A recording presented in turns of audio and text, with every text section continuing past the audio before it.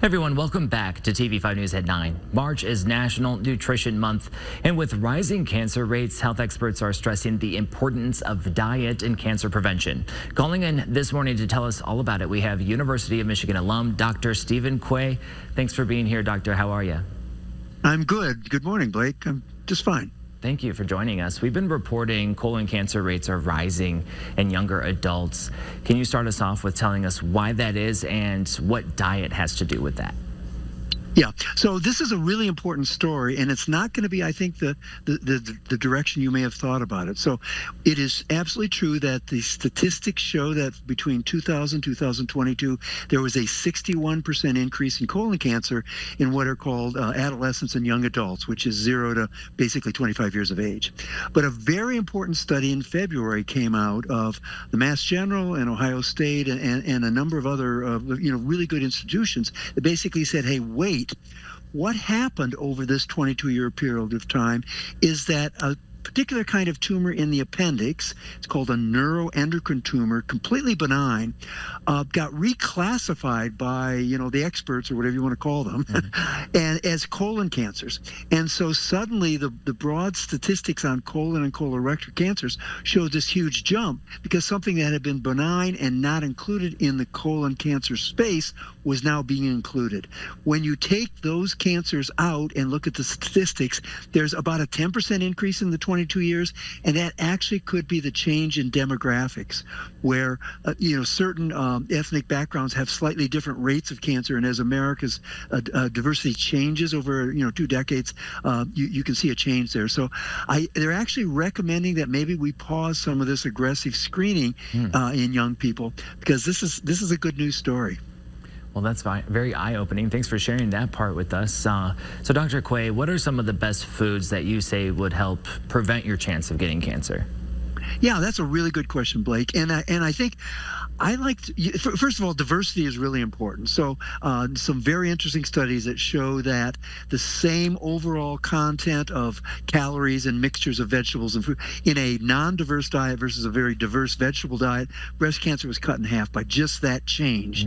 And so that's one principle, is just to eat a lot of different things. People say your vegetables should look like the rainbow, or you get different colored vegetables. That's a pretty good test. The other thing I also tell people is temperature is the most important thing. The things in your foods that cause cancer are created by sugar plus fat and high temperature, or sugar plus protein and high temperature. So that beautiful crust on the turkey at Thanksgiving is actually probably carcinogenic.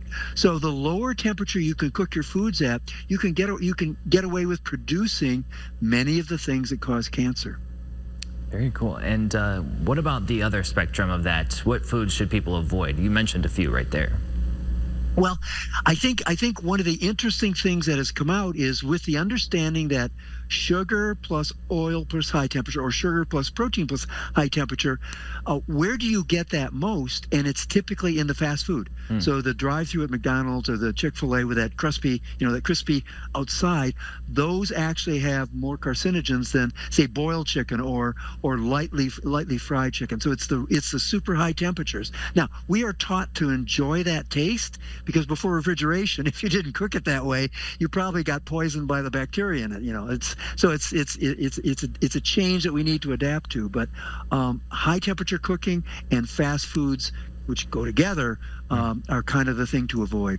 Very good. Thank you. There's lots of information online for dieting, and of course with that comes misinformation. There's so many sources out there, and some of them contradict each other. So what would you say resources do you suggest people use when it comes to nutrition?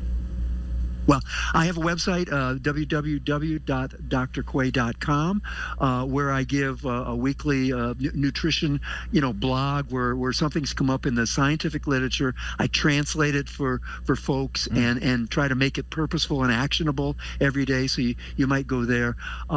There are other good sources. I mean, I think the government's going to try to improve its health recommendations. But, we have this little crisis where the food pyramid from 1992 actually turned out not to be the healthiest set of diets. So we're always learning. That's what research and science is about. But I try to keep up and let people know the latest going on, especially, for example, in this colon cancer mischaracterization. Appreciate all the caring that you do about this topic. Is there anything else that you want people to know for this National Nutrition Month? No, just also, I guess, calorie dense foods versus calorie not so dense foods. I mean, part of cancer is obesity and the inflammation that goes along with that. Yeah. So eating foods that are more natural, they have fewer calories per ounce. So your stomach kind of says when you're full, it has 10 ounces in it, and they can either have 200 calories or 700 calories. If you go through the McDonald's line, you're gonna have 700-800 calories in that same volume. So right. Thinking about things that have lower calorie. We're all here on this planet only because we survived all the starvations that our relatives or the other folks in our neighborhoods didn't. So we're very good at saving calories and very good at seeking calories, and that's kind of the downfall of modern life. Well, we appreciate some guidance on this morning, Dr. Quay. Thanks for calling in. Great, Blake. Good talking to you. Yeah, you as well. And for more information for you at home, you can find it in our hot links section on our website at WNEM.com.